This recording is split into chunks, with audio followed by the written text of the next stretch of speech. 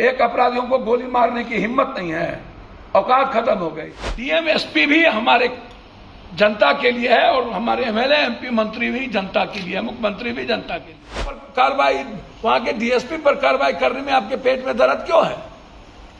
क्यों? इस तीनों को आपने नकार दिया और आपने यह कह दिया कि लौट के जा रहे थे तब सोनू को गोली मारी गई।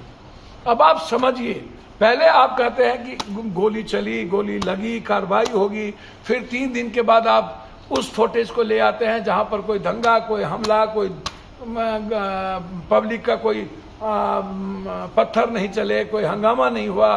फिर आप उस लड़के के हाथ में जब कुछ नहीं था उस लड़के को आप दिखा रहे हैं। तीसरी ऐसी कौन सी मैग्नम की गोली थी जो हाथी और बड़े बड़े पहाड़ को चीर देता है? क्या वह लड़का मैग्नम राइफल लेकर के आया था कि एक व्यक्ति को मारा तो दूसरे व्यक्ति को भी गोली लग गई? जबकि जिस व्यक्ति को आप कह रहे हैं कि नियाज को गोली लगी, सिल्लीगुड़ी में उस नियाज के भीतर से गोली निकाली गई।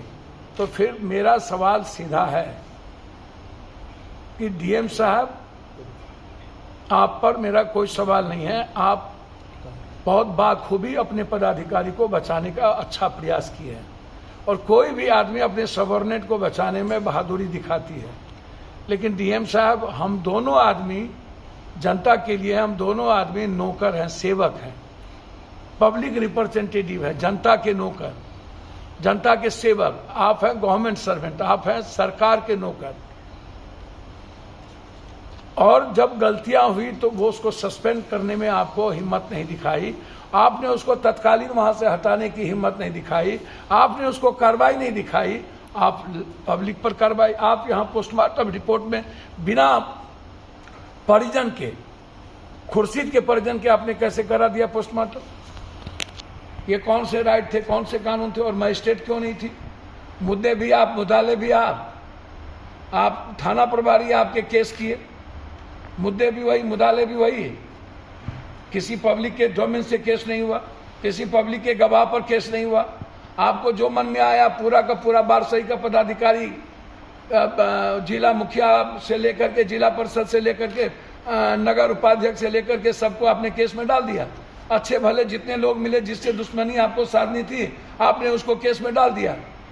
1200 आपने इसलिए डाल दिया था कि कोई आपका विरोध न कर सके, हिम्मत न करे, सबके मन में यह रहे मुझ पर केस है कि मुझ पर केस है। मैं डीएम साहब, एसपी साहब से पूछना चाहता हूं कि केस का आधार क्या था?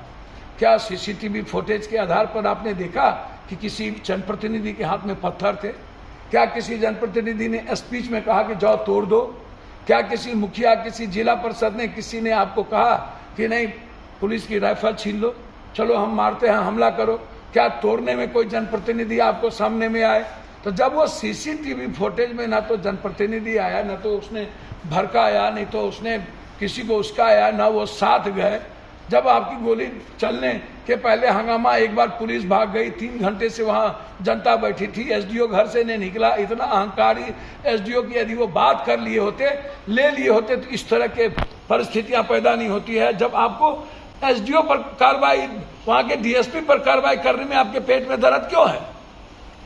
क्यों बचाना चाहेंगे? अन आदमी का आज तक पोस्टमार्टम कराने आप क्यों नहीं जाते?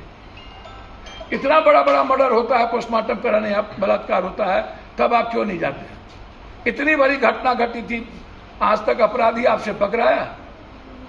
एक अपराधी तो आपसे पकड़ाया नहीं, फिर थपथपाते हैं जनप्रतिनिधि और अच्छे लोगों पर केस करके।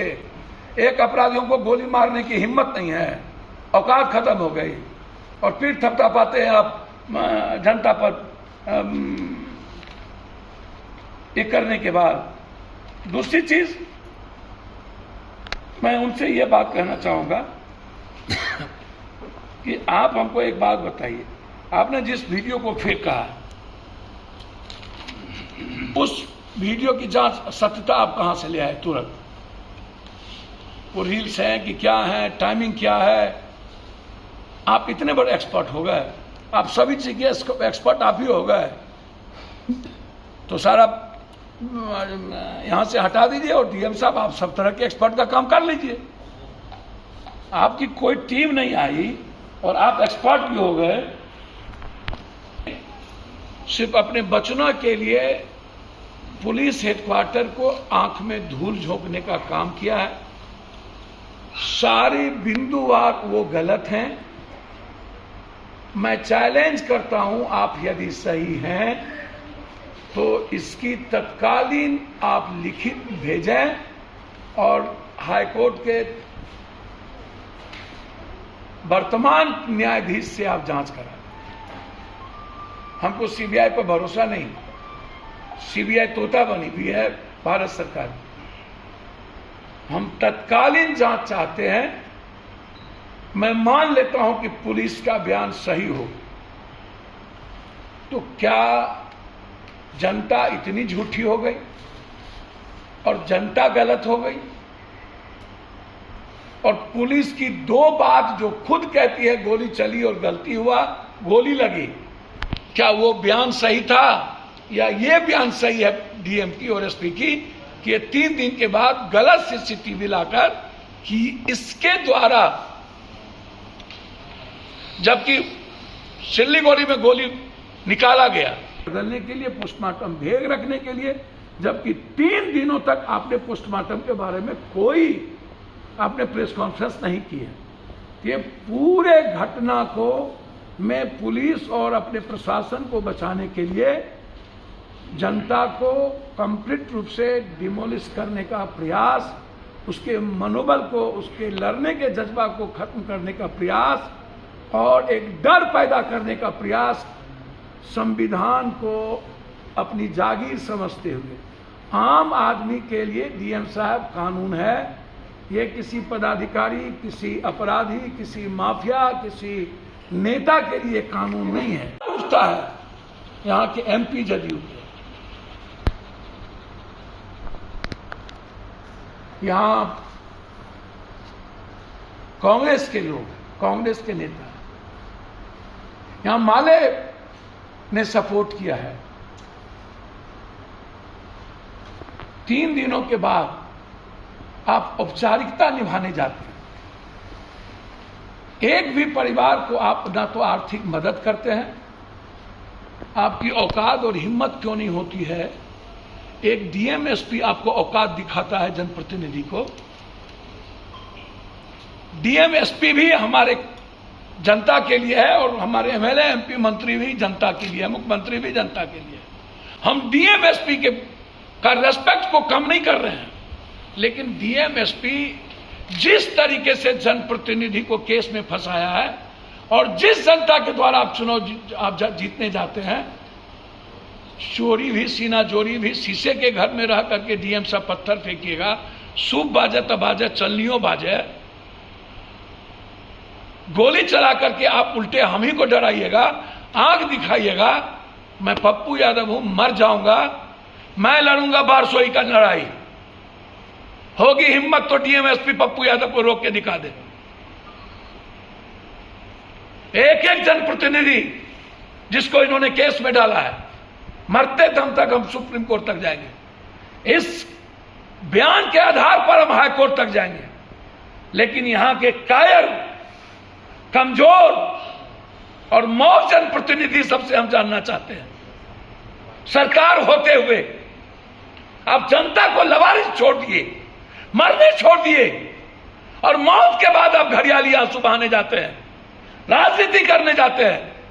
औकात है ना तो सरकार से न्यायिक जांच कराइए, औकात है तो सस्पेंड कराइए, औकात है तो डीएसपी एसडीओ को हटाइए।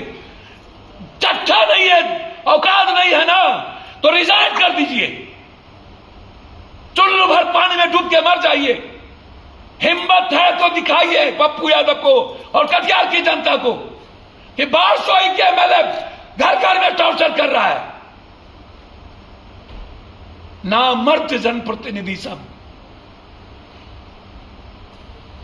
सरकार रहते हुए जो पदाधिकारी चाहते हैं वही होता है इस बिहार में। ये स्वीकार, पहले जनता है, पहले देश नहीं है। पप्पू यादव के लिए देश बाद में, जनता पहले। मेरे लिए जनता पहले,